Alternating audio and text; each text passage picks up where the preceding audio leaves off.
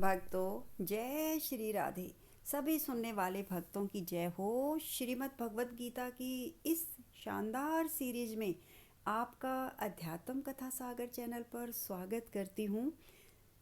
इस वीडियो में आज हम बात करेंगे कि श्रीमद् भगवत गीता के अध्याय 13 के सार की बहुत ही सरल और आसान से शब्दों में।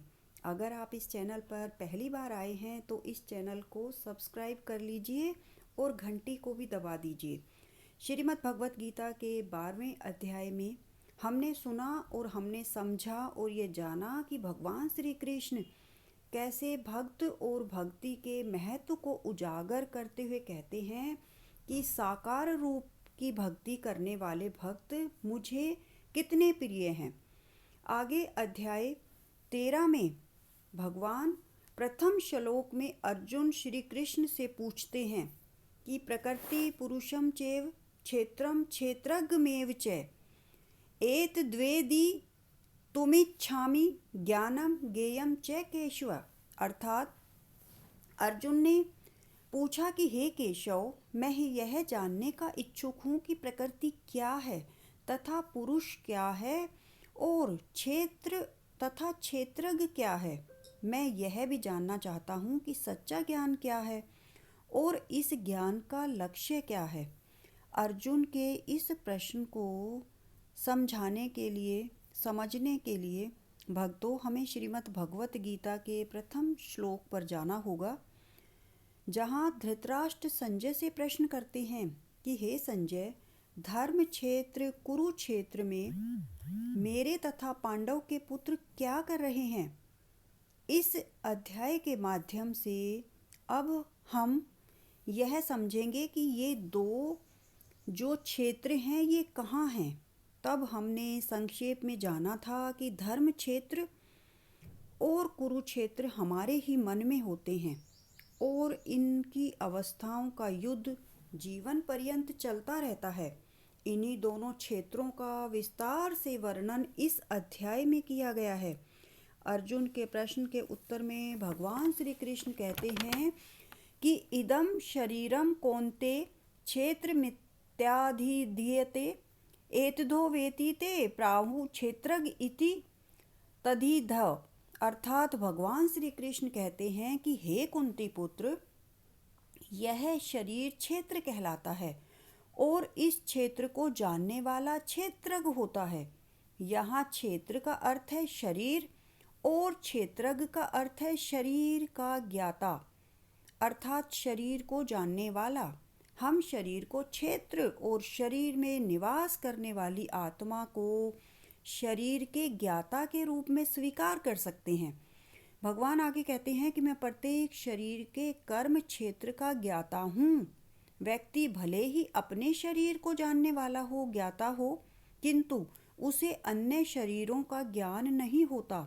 लेकिन समस्त शरीरों में परमात्मा रूप में विद्यमान भगवान समस्त शरीरों के विषय में जानते हैं। जैसे एक नागरिक को अपनी भूमि खंड के विषय में सब कुछ पता होता है, वह जानता है, लेकिन राजा को न केवल अपने महल का अपितु प्रत्येक नागरिक की भू संपत्ति का ज्ञान रहता है। उसी प्रकार कोई भले ही अपने शरीर का स्वामी हो, लेकिन परमेश्वर समस्त शरीरों के अधिपति हैं, स्वामी हैं। वैसे ही क्षेत्र का अर्थ वास्तव में बहुत ही व्यापक है। इसमें मन, बुद्धि, अहंकार और माया अर्थात प्राकृत शक्ति के अन्य सभी घटक भी सम्मिलित हैं, जिनसे हमारा व्यक्तित्व निर्मित होता है।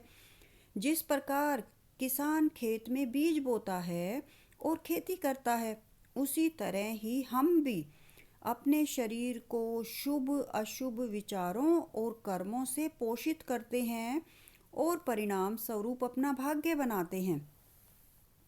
आगे भगवान श्री कृष्ण कहते हैं कि अब तुम मुझसे संक्षेप में यह सुनो कि कर्म क्षेत्र क्या है, यह किस प्रकार बना है, इसमें क्या परिवर्तन होते हैं, यह कहाँ से उत्पन्न होता है, इस कर्म क्षेत्र को जानने वाला कौन है और उसके क्या प्रभाव हैं।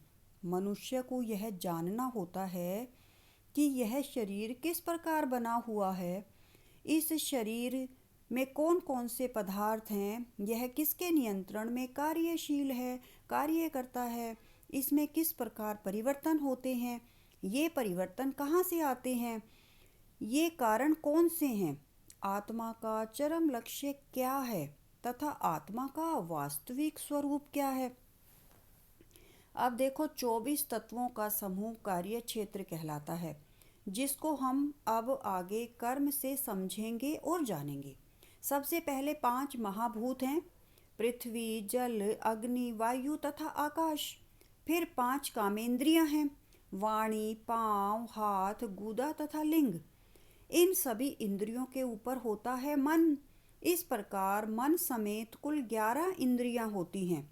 अहंकार, बुद्धि तथा तीनों गुण, सतोगुण, रजोगुण, तमोगुण की अव्यक्त अवस्था, 5 ज्ञान इंद्रियां, नेत्र, कान, नाक, जीभ तथा त्वचा, और इन इंद्रियों के 5 विषय हैं, गंध, स्वाद, रूप, स्पर्श और ध्वनि। शरीर इन समस्त तत्वों की अभिव्यक्ति है, इन सबसे मिलकर बना हुआ है। अब आगे शरीर में 6 प्रकार के परिवर्तन पाए जाते हैं, परिवर्तन होते हैं।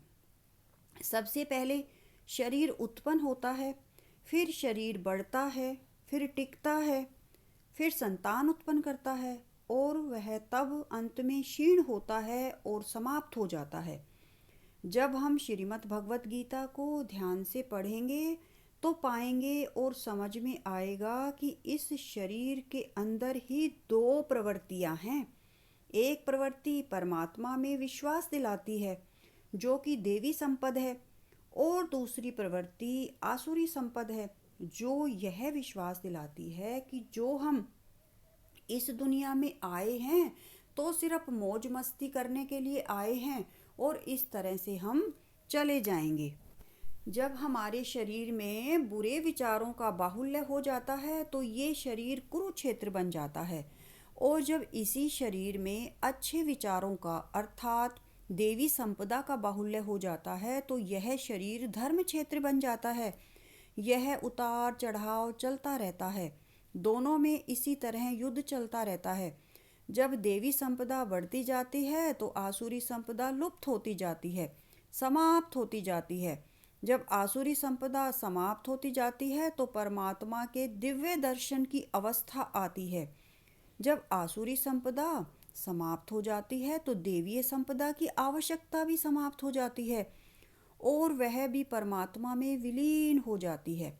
जैसे कि अर्जुन ने देखा कि जब भगवान ने अपना विराट स्वरूप दिखाया तो अर्जुन ने देखा कि कैसे कौरव पक्ष के योद्धा के साथ साथ पांडव पक्ष के योद्धा भी भगवान श्री कृष्ण के मुख में विलीन हो रहे थे। आगे भगवान श्री कृष्ण कहते हैं कि हे अर्जुन, मैं अब तुम्हें वह ज्ञान बताऊंगा जिससे परम ब्रह्म को प्राप्त किया जा सकता है। किसी भी प्राणी को सताना नहीं चाहिए। मनुष्य में कोई भी गुण होने पर उसको किसी भी प्रकार का घमंड नहीं होना चाहिए। दूसरों के प्रति समभाव होना चाहिए। वासना में रुचि रखने वाले लोगों से दूरी बनाकर रखनी चाहिए। एकांत में मन का शुद्धिकरण करते हुए मुझ परमात्मा में ही मन को पूरी तरह से समर्पित और ध्यान मगन रहना चाहिए। विनम्रता से लेकर भगवत साक्षात्कार तक की विधि भूमि से चलकर एक सीढ़ी के समान है।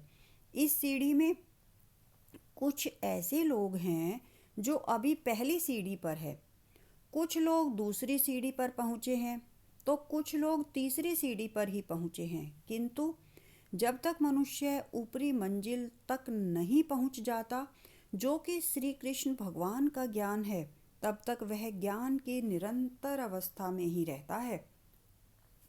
अब आगे भगवान श्री कृष्ण कहते हैं कि हे अर्जुन, अब मैं तुम्हें परम ब्रह्म के बारे में बताऊंगा कि परम ब्रह्म, परम सत्य, जड़ तथा जंगम सब जीवों के बाहर और भीतर स्थित है। वह सर्वव्यापी है, वह निर्गुण होकर भी सभी गुणों के साथ है, वह दूर भी है और पास भी है। यद्यपि परमात्मा समस्त जीवों के मध्य विभाजित प्रतीत होता है, लेकिन वह कभी भी विभाजित नहीं होता। वह ब्रह्मा की तरह जीवन उत्पन्न करता है, विष्णु की तरह पालन करता है और शंकर की तरह विनाश भी करता है। वह अलग अलग कालों में होता हुआ भी एक ही काल में अलग तरह का होता है। आगे कहते हैं कि हे अर्जुन, इस प्रकृति पुरुष का भी कोई आरंभ नहीं है, क्योंकि तीनों प्रकार के गुण सतो तमो और रजोगुण प्रकृति से ही आते हैं। कार्यों को करने वाली इंद्रियां भी प्रकृति से ही उत्पन्न होती हैं। जीवों में उत्पन्न तथा इंद्रियों की विभिन्न अभिव्यक्तियां प्रकृति के कारण ही हैं। प्रकृति से जन्मा व्यक्ति प्रकृति के गुणों का ही भोगता है और इन्हीं गुणों के भोग के अनुसार उसका जन्म तथा मृत्यु तय होती है। यह उस प्रकृति के साथ उसकी संगति के कारण है। इस तरह उसे उत्तम तथा अधम योनियां मिलती रहती हैं। जो प्रकृति के इन तीनों गुणों का जान जाता है, वह परमेश्वर को जान लेता है। जो इन तीनों गुणों से परे है, तो वह मेरे दिव्य स्वभाव को प्राप्त होता है। हे अर्जुन, जिस तरह से आकाश सर्वव्यापी है, किंतु अपनी सूक्ष्म प्रकृति के कारण किसी वस्तु में लिप्त नहीं होता, उसी प्रकार यह आत्मा शरीर में सूक्ष्मता से रहती है, जिससे यह कभी दूषित नहीं होती। जिस प्रकार अकेला सूर्य सारे ब्रह्मांड को प्रकाशित करता है, उसी प्रकार शरीर के भीतर स्थित एक आत्मा सारे शरीर को चेतना से प्रकाशित करता है। जो लोग ज्ञान के चक्षुओं से शरीर तथा शरीर के ज्ञाता के अंतर को देखते हैं, समझ जाते हैं और प्राकृत शक्ति के बंधनों से मुक्ति की विधि को भी जानते हैं, वे ही परम लक्ष्य को प्राप्त कर लेते हैं। इस अध्याय में बड़ी ही गहराई से ये विश्लेषण किया गया है कि हमारे कर्मों से ही हमें दुख या खुशी मिलती है। यह बिल्कुल उसी तरह है कि हमारा शरीर एक खेत है और हम इस खेत के किसान हैं। तो हम खेत में जैसा बीज बोएंगे, हमें भविष्य में वैसी ही फसल मिलेगी। फल भी बीज के अनुसार ही मिलेगा।